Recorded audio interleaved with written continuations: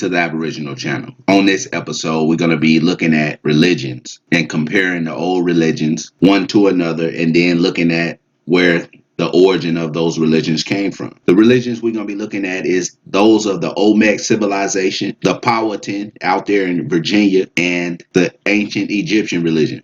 I'm going to start by talking about the Olmecs. I'm not going to get too in depth with any of this. I'm just going to point out a few things that correlate into the other religions that we're talking about. The first thing about this one is that it comes from whatlatinamerica.com/Olmec religion. So it says religion and beliefs of the Olmec civilization. It says although there were humans in Latin America for centuries before them, the Olmecs are the oldest known civilization. Pause. So what would make anything in America Latin? A particular occurrence in history called the invasion and subsequently the colonization, which afterwards you got people calling a place Latin America. So let that one sink in for a minute. The other thing is this right here. This is on a slide on the website right here. This step pyramid right here that the Olmecs built. Now right here it says the Olmec religion practice was shamanism, believing that every person had an inner animal spirit. The shaman himself was a healing man who would conduct religious rituals and sometimes practice bloodletting. He was often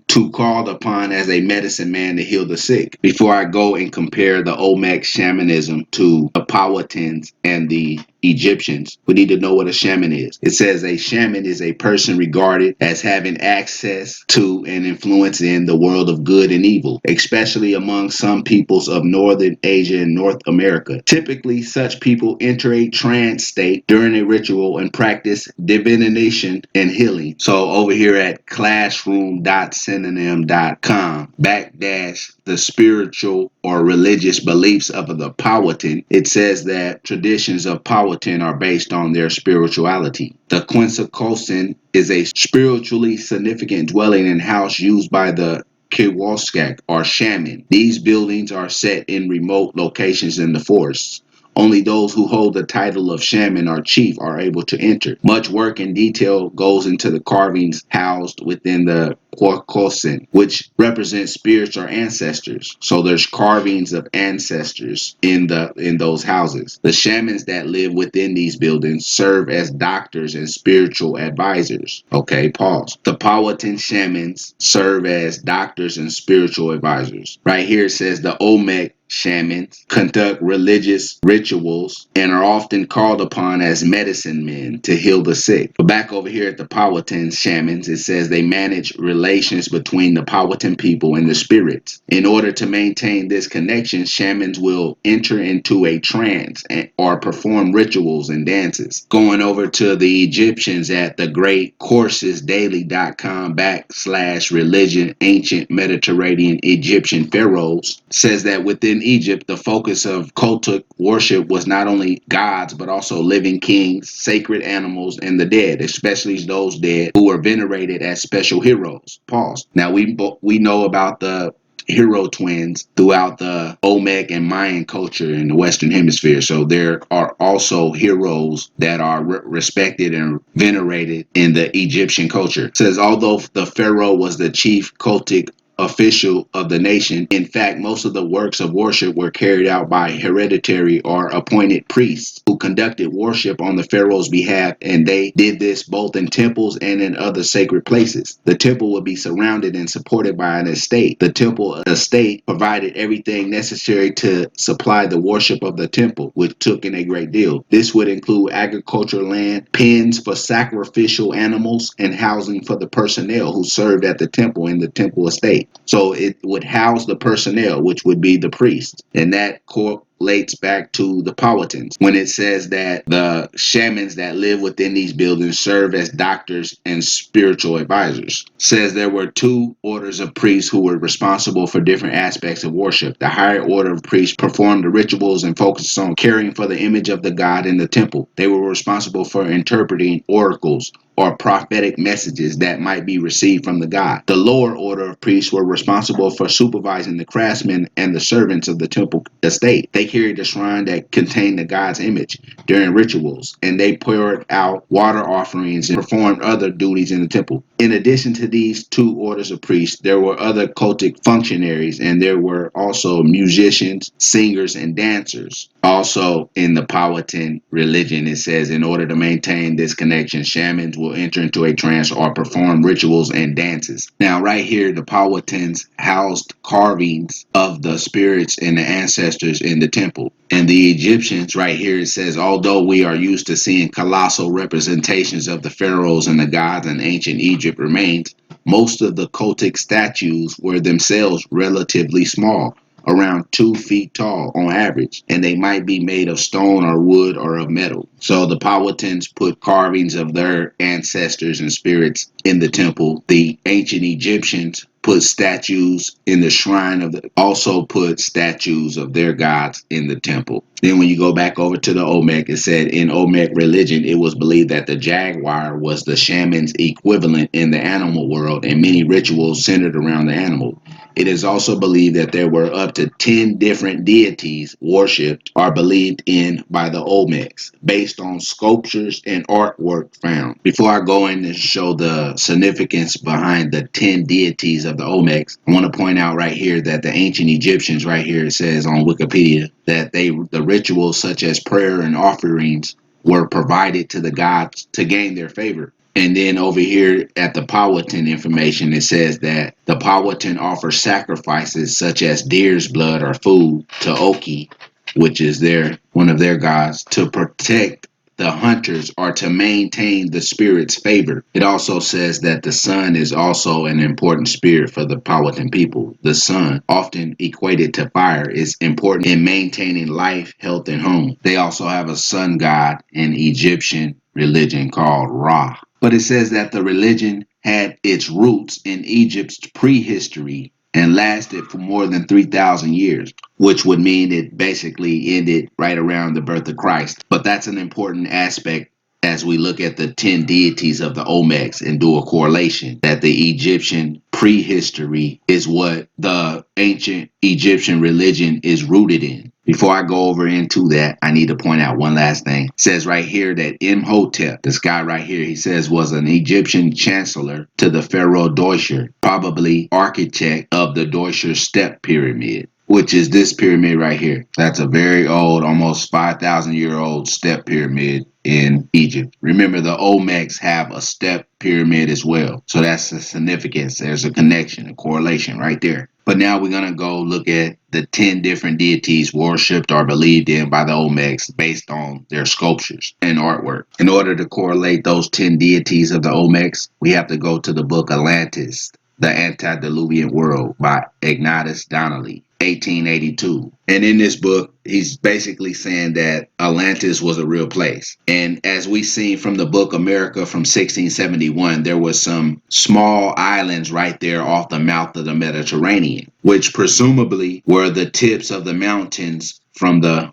continent of Atlantis. Atlantis had major mountains on it, or at least a section of mountains on it that presumably show up on that map in the book America. But basically, this book is saying how Plato described the continent of Atlantis could not have been an imagination thing. Says that there once existed in the Atlantic Ocean opposite the mouth of the Mediterranean Sea a large island which was the remnant of the Atlantic continent and known to the world as Atlantis. Says that it became in the course of ages a populous and mighty nation from whose overflowings of the shores of the Gulf of Mexico, the Mississippi River, the Amazon, the Pacific coast of South America, the Mediterranean, the west coast of Europe and Africa, the Baltic, the Black Sea, and the Caspian were populated by civilized nations. Says that the mythology of Egypt and Peru represented the original religion of Atlantis, which was sun worship. So this book right here is going to tie in the Egyptian sun worship religion into the Atlantis continent and also to the Western Hemisphere. But right here it says, if Plato had sought to draw from his imagination a wonderful and pleasing story, he should not have had so plain and reasonable a narrative. He would have given us a history like the legends of Greek mythology, full of the adventures of gods and goddesses, nymphs, fauns, and satyrs. Okay, so it's basically saying that it was too plain and reasonable for it to be some imagination or fairy tale. But it says Pluto says that in Atlantis there was a great and wonderful empire which aggressed wantonly against the whole of Europe and Asia, thus testifying to the extent of its dominion. So it had dominion over the whole of Europe and Asia. It not only subjugated Africa as far as Egypt and Europe as far as Italy, but it ruled as well over parts of the continent, to wit, the opposite continent of America, which surrounded the true ocean. Those parts of America over which it ruled were, as we will show hereafter, Central America, Peru, and the valley of the Mississippi, occupied by the mound builders. Moreover, he tells us that this vast power was gathered into one. That is to say, from Egypt to Peru, it was one consolidated empire. Now, this is where I'm going to correlate the 10 deities of the Olmecs that were found in their sculptures and artwork. So right here is describing the temples on Atlantis. It says, in the temple they placed statues of gold. There was the god himself standing in a chariot, the charioteer of 6 winged horses, and of such in a size that he touched the roof of the building with his head. Around him there were 100 Nereids riding on dolphins, for such was thought to be the number of them in that day. There were also in the interior of the temple other images which had been dedicated by private individuals. And around the temple on the outside were placed statues of gold of all the 10 kings and their wives. Basically, those 10 kings are 5 sets of twins. The oldest, the first of the first set, was the ruling king. And then the 9 were his brothers, which were under him. Then when you go over and look at the Olmec step temple or step pyramid in Mesoamerica, it has 1, 2, 3, 4, 5, 6, 7, 8, 9, 10 steps. The moral to the story is that this is our ancestors' religion. This is their spirituality. And just like over in the Eastern Hemisphere, how Islam and Christianity took over there, it came here and did the same thing. Now, one more thing I got to read to correlate a lot of the other American Indian tribes into this religion. Well, right here at nationalhumanitycenter.org, in a article of Native American religion in early America, says that like all other cultures, the Indian societies of North America hope to enlist the aid of the supernatural in controlling the natural and social world, and each tribe had its own set of religious observances devoted to that aim.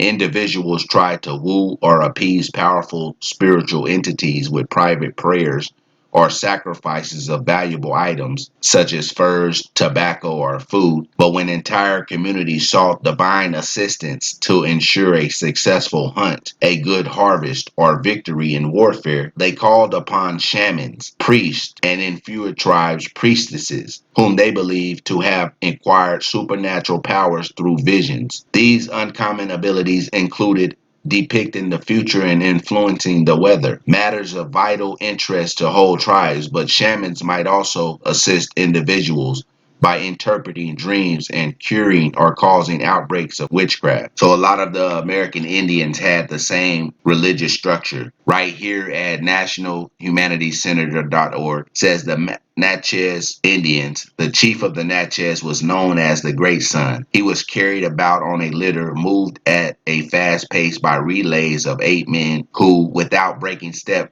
passed it from one team to another. The cult of the sun represented the official religion of the chiefdom. Its theology was quite complex, but it was based on a supreme deity who lived in the sky and was closely connected with the sun. He may indeed have been identical with it, but the early French reports are confused on this point. The Natchez believed that in the distant past, the son of this deity had descended to earth and brought civilization to them as his own chosen people, giving them those laws, customs, ceremonies, and arts that made them powerful over their neighbors. Then this deity had retired into a stone that was ever afterward preserved in the principal temple. But to go back and shed some light on when it says, but shamans might also assist individuals by interpreting dreams and curing or causing outbreaks of witchcraft. Witchcraft means magic in ancient Egyptian religion. Over here on the ancient Egyptian religion Wikipedia page, it says individuals could interact with gods for their own purposes, appealing for help through prayer or compelling the gods to act through magic. It also says that the religion had its roots in Egypt's prehistory and lasted for more than 3,000 years. Now, to give my opinion on this, I would say that the religion of Atlantis it lasted here until into the 15 and 1600s. But I'm sure in a lot of cases, Indians were still practicing their religious rituals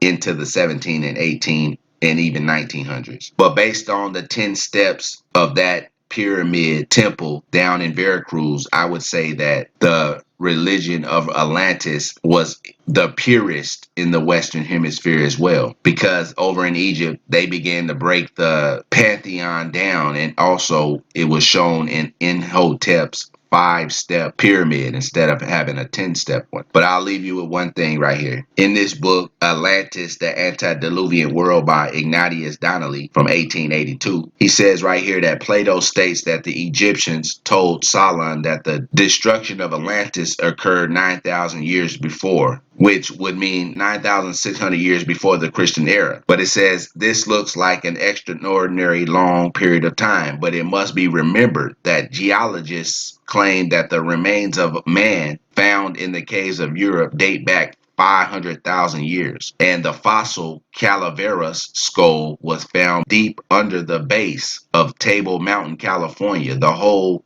mountain having been formed since the man to whom it belonged lived and died. So in California, they found a skull underneath the mountain that was there before the mountain was formed, which indicates that the Western Hemisphere is the true old world. Through the history books, which has all been a lie. So therefore, if it's a lie, then what's the truth? If it's a lie, then what's the truth?